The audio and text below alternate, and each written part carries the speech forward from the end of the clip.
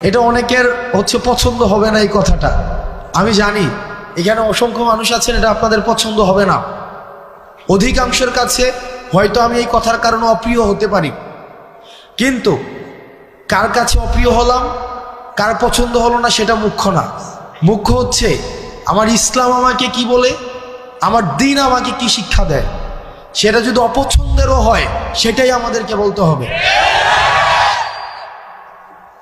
আমি যেহেতু এই গ্রামে ছিলাম, এই গ্রামের সাথে আমার সম্পৃক্ততা রয়েছে। এই গ্রামে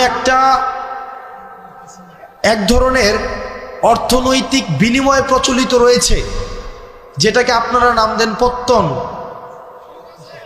এটাকে আপনারা যে নামেই ডাকেন না কেন, এটা সরাসরি সুদ।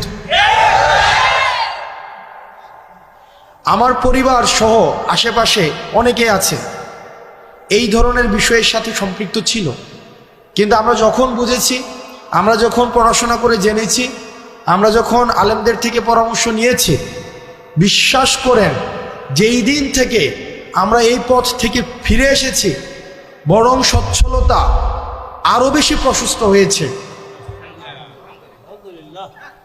কসম করে বলছি, আপনারা জানেন আমার বাবার অর্থনৈতিক অবস্থা, আমার দাদাদের অর্থনৈতিক অবস্থা। যেই দিন থেকে এই জায়গা থেকে আমরা ফিরে এসেছি, আমাদের অর্থনৈতিক যে সচ্ছলতা, আমাদের নিয়ামত সৃষ্টিকর্তা আমাদেরকে যেভাবে দিচ্ছেন, আমরা প্রতিনিয়ত আল্লাহর কাছে অকৃত্রিম কৃতজ্ঞতা প্রকাশ করি। আপনাদের কাছে অনুরোধ থাকবে, এই যে আমরা দেখি টাকা থেকে টাকা বৃদ্ধি পায়, এটা অসংখ্য পরিবারকে নিঃস্ব করে দেয়। আমি নিজে দেখেছি, আমার বাড়ির মধ্যে এইসব বিষয়ে মেল হয়েছে, ছোটবেলায় আমি দেখেছি, বা আমি দেবিদ্বার থেকে আসতাম যখন দেখতাম। অনেকে আমাকে অপছন্দ করতে পারেন, আপনি আমাকে অপছন্দ করেন, সেটা আমার দেখার বিষয় না, কিন্তু এটাই সত্য। এখানের সবাইও যদি অপছন্দ করেন, এটাই সত্য। এবং সুদের বিরুদ্ধে আমাদের একটা সামাজিকভাবে এটাকে প্রতিরোধ করতে হবে। আমরা আল্লাহর আইন চাই, সুদ মুক্ত সমাজ চাই। আল্লাহর আইন চাই, সুদ মুক্ত সমাজ চাই। আল্লাহর আইন চাই। আপনাদের কাছে অনুরোধ থাকবে, আপনারা সুদকে বন্ধ করে দেন। আমরা চেষ্টা করব, আপনারা যদি আমাদেরকে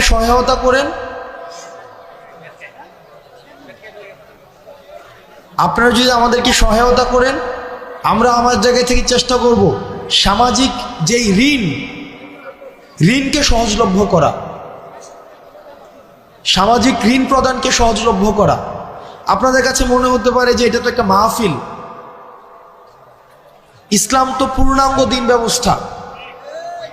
ইসলাম আমার দুনিয়া নিয়েও কথা বলে, দুনিয়া পরবর্তী বিষয় নিয়েও কথা বলে।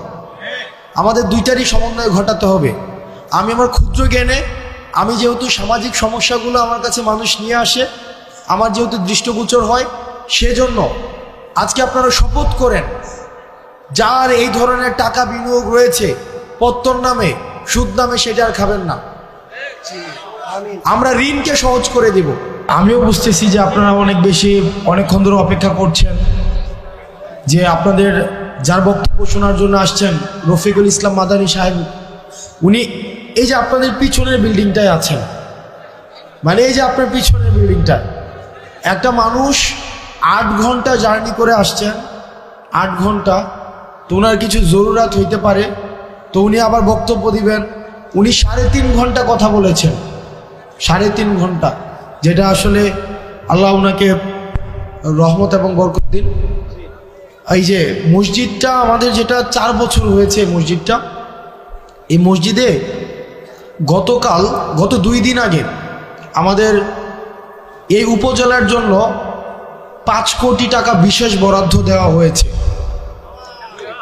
তো ইউনু মহোদয়ের সাথে কথা বলে, এবং দেবিদ্বার উন্নয়ন ফোরাম নামে আমাদের একটা সংগঠন রয়েছে, আমরা এই দুইটার সমন্বয়ে বাকি যে কাজটা রয়েছে, এই বিষয়টা সুসম্পন্ন করার ক্ষেত্রে আমি আমার জায়গা থেকে সর্বোচ্চ সহযোগিতা করব। আলহামদুলিল্লাহ। বাকি যে কাজটা রয়েছে, আমরা প্রত্যাশা করি খুব দ্রুততম সময়ের মধ্যে ইনশাআল্লাহ আমরা এই কাজটাকে শেষ করতে পারব। আর আপনারা এখানে যারা আছেন অধিকাংশ মানুষ হচ্ছেন আমাদের আশেপাশের গ্রামের, কেউ হচ্ছেন আমার বাবার বয়সের, কেউ আমার বাবার সাথে চলাফেরা করেছেন, আমাদের চাচাদের সাথে চলাফেরা করেছেন, কেউ আমার দাদার বয়সের, আসছি আজকে অনেকে আমার দাদার কথা বলছিলেন। এই গ্রামের সবাই আত্মীয়, কোনো না কোনোভাবে সবাই আত্মীয়। রফিকুল ইসলাম মাদানী সাহেব উনি আসছেন।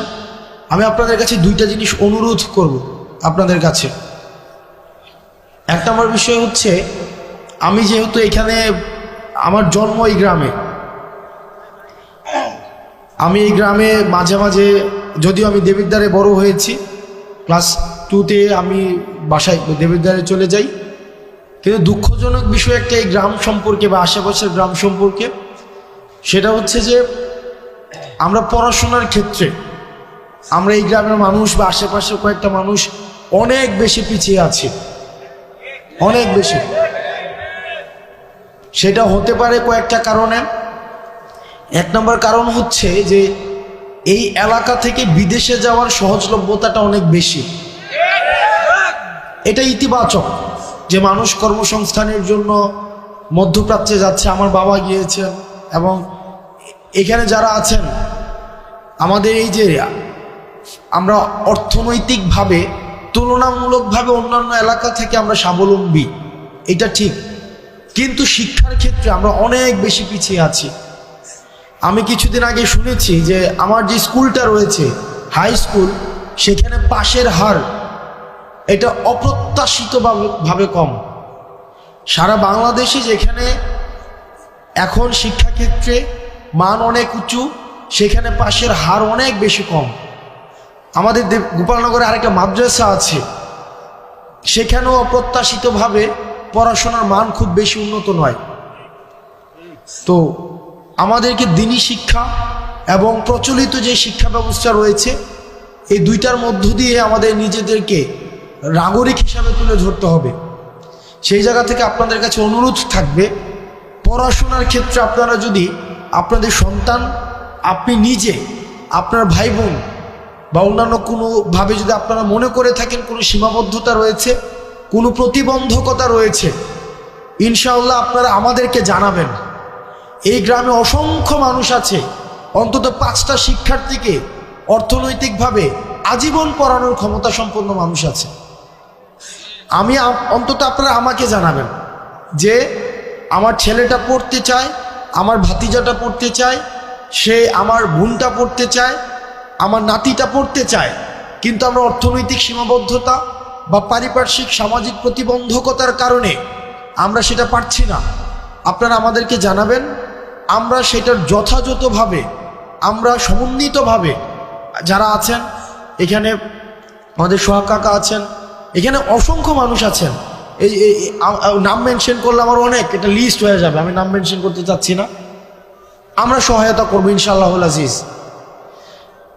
কখনোই যেন মানে আপনাদের আর্থিক কারণে পড়াশোনা যেন না থেমে যায়।